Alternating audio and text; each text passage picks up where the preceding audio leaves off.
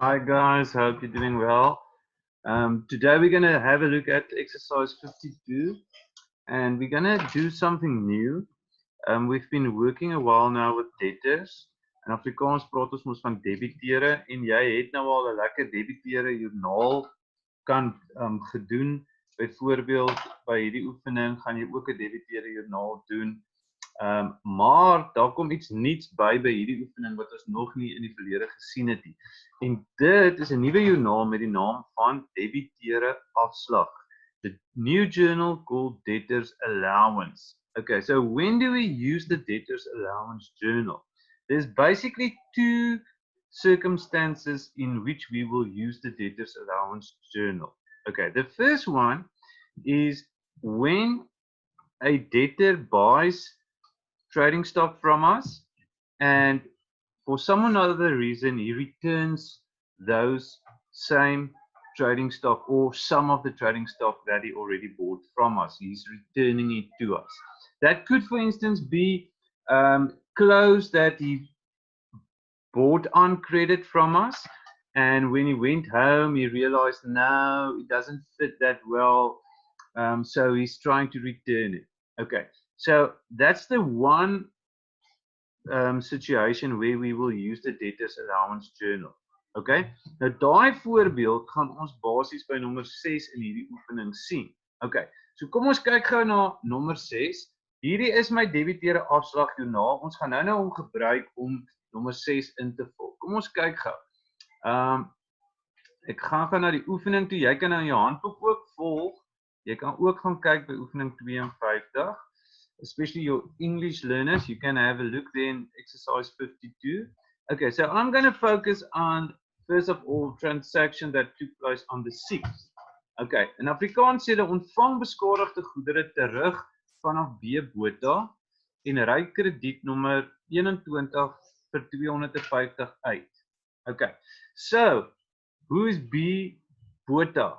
Okay, B Botha is 'n debiteur. Jy gaan sien daar bo by debiteure grootboek. Hy is 'n debiteur. Hy het in die begin van hierdie maand al reeds vir ons R17,000 geskuld. Toe was daar 'n klomp transaksies al hierdie maand, maar ek fokus gou eers op wat die 6de gebeur het.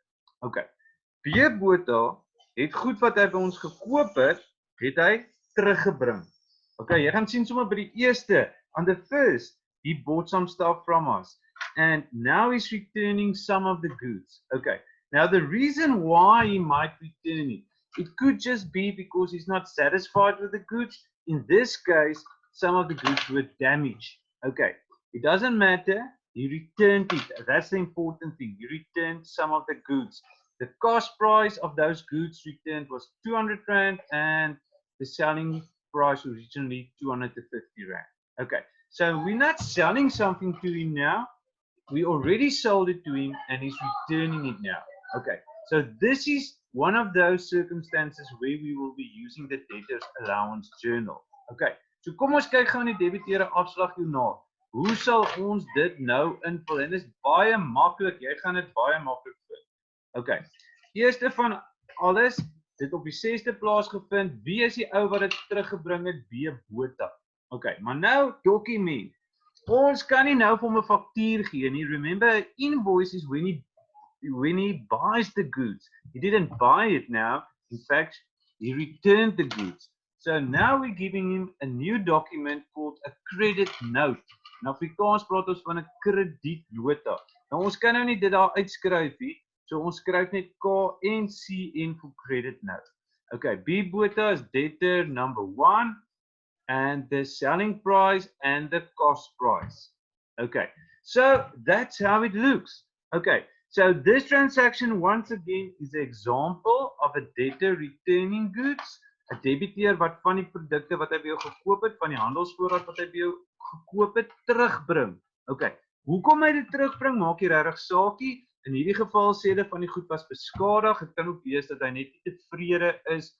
Dit sit nie lekker in hom as dit voor klere is nie en nou bring hy dit terug na ons toe. Dan gebruik ons die debiteure afslagjoernaal. Okay, nou wat dink julle moet ons nou met sy skuld maak?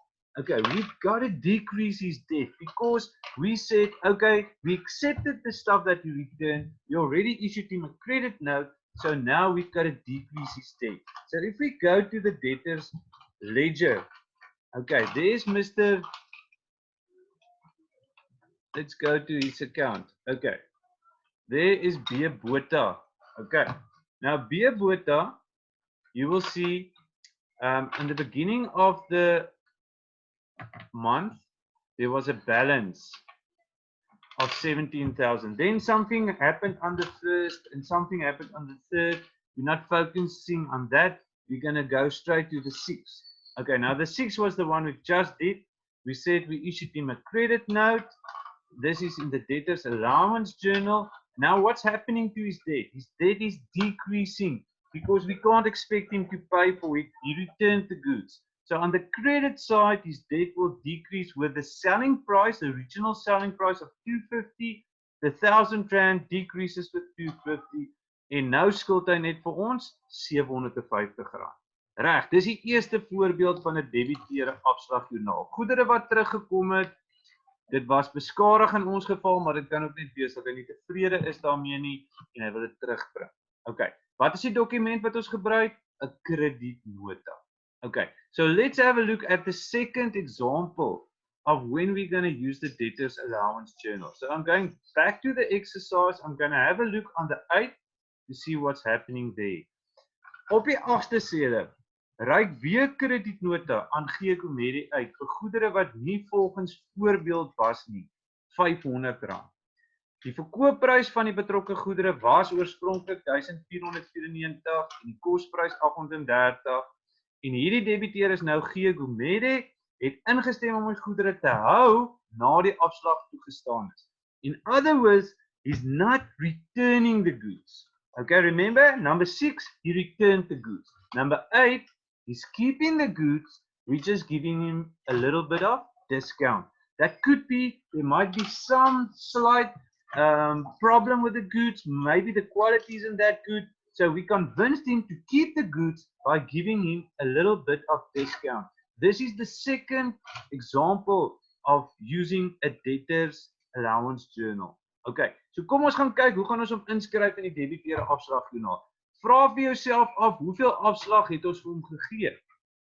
Ja, wat het hulle gesê? Ons het vir hom hoeveel gegee? Ons het vir hom R500 afslag gegee. So daar's my debiteure afslagjoernaal. Okay, nou gaan ons na meneer Gumede toe, né? Hy is die ou wat hierdie keer die afslag kry. Daar's meneer Gumede, hy is debiteur 2. Okay. Ons gaan net die volgende kredietnota gebruik, ook 'n kredietnota as hy afslag gekry het. Hoeveel afslag het hy gekry? R500. Maar nou, baie belangrik, hier gaan ek niks invul nie. En nou sê jy, meneer, hoekom nie? Net het meneer aan die kosprys daar ingevul. Hoekom vul meneer aan nie nou iets daarin nie? Okay, the difference is, when we did the previous one, can you remember, he returned the goods there. This one, he's not returning the goods, he's keeping the goods, we're just giving him discount. So the moment that he's not returning, there's going to be nothing underneath cost of sales. When he returns the goods and he gets discount, then you write in cost of sales. Okay, but still, you said you're going to decrease his debt with R500. So let's show it in his account in the debtors ledger. In die debiteure grootboek, kom ons gaan kyk, ons soek vir meneer Gumede. Daar's ons hy, jy gaan sien op die eerste, het hy reeds vir ons soveel geskuld, dan was daar 'n transaksie gewees, ook op die eerste, ons gaan nie daarop fokus nie, ons wil fokus op wat op die 8ste gebeur het. Ons het vir hom afslag gegee, so die dokument is 'n kredietnota, so ek gaan net sommer daar in Engels ook sê, credit note 22, okay, there's your credit note. Right, and then this comes in the debtors allowance journal. We already wrote it there. And then who can remember on which side do we decrease his debt? On the credit side. And now, how much does he owe us now? The previous balance minus the 500. Now he owes you 18,360. Right, to summarize, you will be using the debtors allowance journal in 2 circumstances. One, if the goods are returned and you said, okay, we will give you discount because you returned the goods. Okay, in that case, because the goods was returned, you know the cost price of the goods, the trading stock is coming back. Okay, the second one is where you give the customer, the debtor, discount without him returning the goods.